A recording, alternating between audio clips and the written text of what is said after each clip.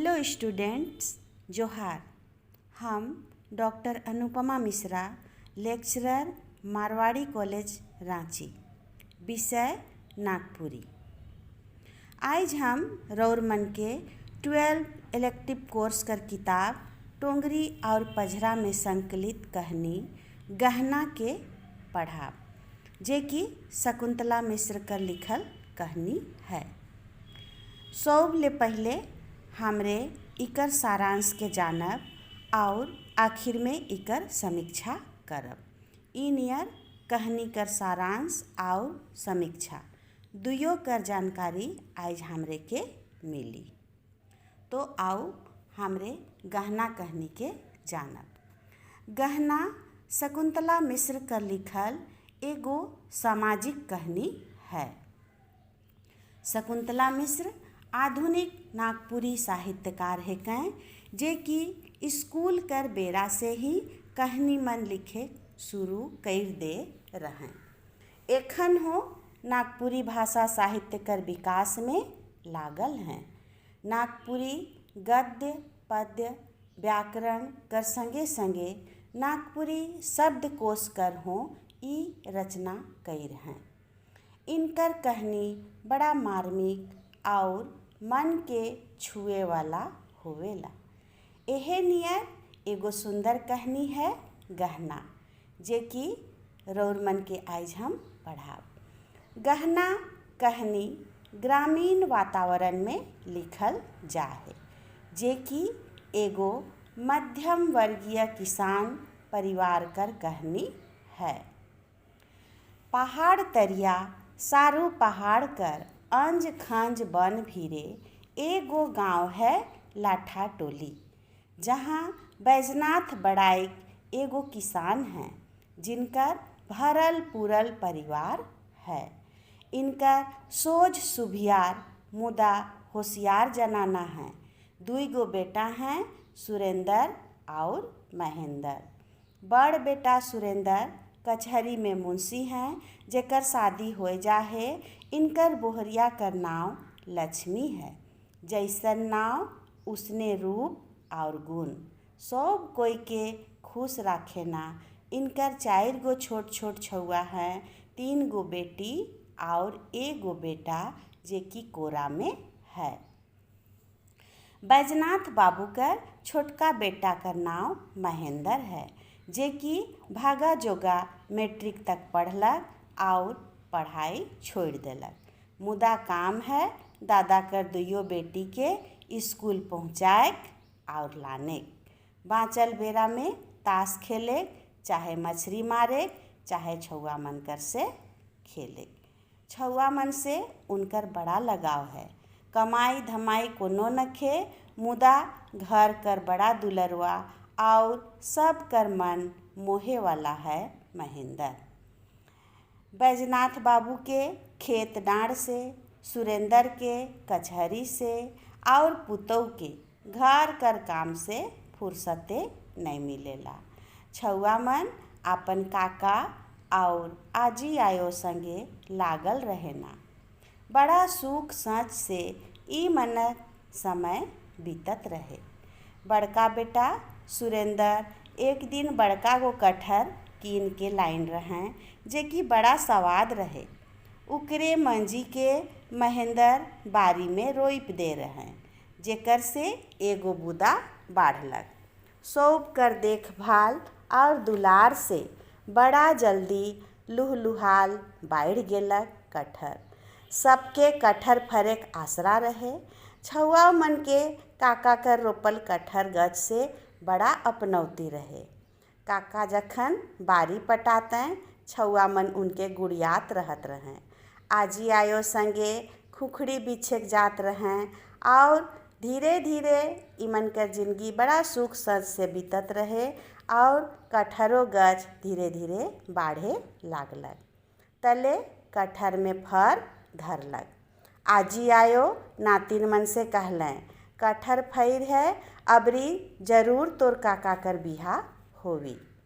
कटहर कर प्रताप की आजी आयो कर आशीर्वाद, सच्चे महेंद्र कर बिहा होलक। पढ़ल लिखल गोर नार सुंदर छोड़ी से। घर में खुशी भर गेलक। नवा कन्या कर आवल से महेंद्र कर खुशी कर ठिकाना नहीं रहे। तो छौआओ मन काकी से रितियाए गेलें। काकी हर सब छौआ के बड़ा दुलार करत रहें और उ मनक देखभाल कर सब जिम्मा आपन ऊपरे ले लेलें। ई नियर महेंद्र कर नवा कन्या सब कर मन मोह लेलें। जखन सावन पूर्णवासी के उ नैहर जाए लागलें, सब कर मन हिंदवाए गेलक। दसई बाद उ ससुरार आलें, मुदा उनकर रंग ढंग ई बेरा एकदम बदलल रहे। नैहर से आवल बाद प्रेम कर फूल हिसंगा में बदल गेलक। घर कर खुशी उ दिन दुख में बदल गेलक। जोन दिन महेंद्र कर ससुर तमतमाल आलें और बैजनाथ बाबू के महेंद्र कर हिस्सा बखरा अलगे करे के बात करलें। उनकर कहना रहे कि उनकर बेटी के उ फूल नियर पोइस के बढ़ुआ हैं और हियाँ उनकर बेटी से सब काम लेवल जाएला, छौआ मन कर देखभाल भी करवायल जाएला, धंगरी नियर राखल जाहे। संगे संगे उनकर बेटी कर गहना हो चोराए के छौआ मन कर ले बेरा और पायल बनवाए लेहा। ई सब सुन के पूरा परिवार दुख में डूब गेलक। सुरेंद्र तो अपमान में कांदे लागलें। तले आपन जनी छौआ के संगे ले के घर छोड़ के जाए लागलें। उनकर सामान 2 गो रिक्शा में लदाए लागलक। इके देख के सुरेंद्र कर माए बाबा अकबकाए गेलें। कतनो बुझालें कांदलें, मुदा उनके रोके नहीं पारलें। बड़की पुतौ छौआ मन कर हाथ गोड़ से बेरा झुनकी मन सुरैक के छोटकी के दे देलें और कहलें कि हमरे कोनो गहना नहीं चोराही, कहब तो बक्सा खोल के देखाए देवब। हिने महेंद्र के कुछो नहीं सूझत रहे। उकर आँख से लोर बहत रहे।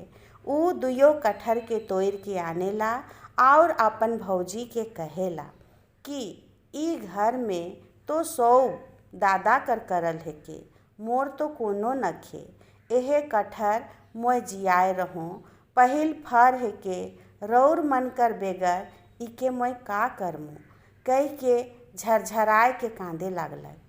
उ आपन गलती हो कबूल करल कि आपन बोहरिया से बेगर पूछले उनकर गोड़ाम के कुचवाए के छौआ मन ले झुनकी और बेरा बनवाए रहे। सेहे बेरा छोटकी पुतौ आपन सब गहना के खोइचा ले आवे ना और कहे ना, ई सोना चांदी कर बेजान गहना कर मोके कोनो काम नखे। मोर गहना तो ई छौआ मन है कैं, अगर रौरे मन घर छोड़ के जाब तो मोय आपन जान दे देमू। इतना कह के छोटका बाबू के लूट लेलें और बौराही नियर चुमा करे लागलें। उनकर ई प्रेम के देख के सब कोई अकबकाए गेलें। बड़की पुतौ बड़ा समझदार रहें, तुरंत रिक्शा से उतरलें और छोटकी के पोटराए के भीतरे ले गेलें। सब कर आँख से खुशी कर लोर बहे लागल। ई नियर घर टूटे से बाँच गेलक। 2 पुतौ कर समझदारी और बुद्धि से सास ससुर बड़ा खुश होलें। परिवार एक हो गेलक।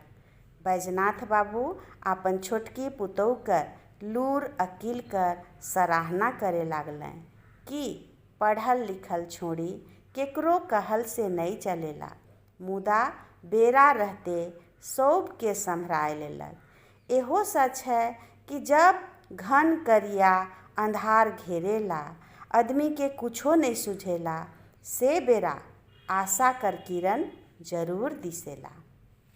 इंसान कर भीतरे कर आत्मा जखन जागेला तो सब समस्या कर समाधान हो जाएला। ई नियर गहना कहनी समाप्त होवेला। अगर इकर हमरे समीक्षा करब तो कह सकीला कि ई कहानी बड़ा सरल, सहज और ठेठ नागपुरी में लिखल जाहे। संवाद पात्र कर अनुसार स्वाभाविक है। कथोपकथन कहानी में जान डाल दे है और इकर जे वातावरण है गांव घर कर सुंदर वातावरण है। घोघोरानी, खुखड़ी बिछे, बारी पटाए, सीन मन झारखंडी गांव कर याद दियाला। कहानी कर कथा वस्तु में लेखिका कर बढ़िया पकड़ है और आखिरी तक पढ़वैया के बांध के राखेला।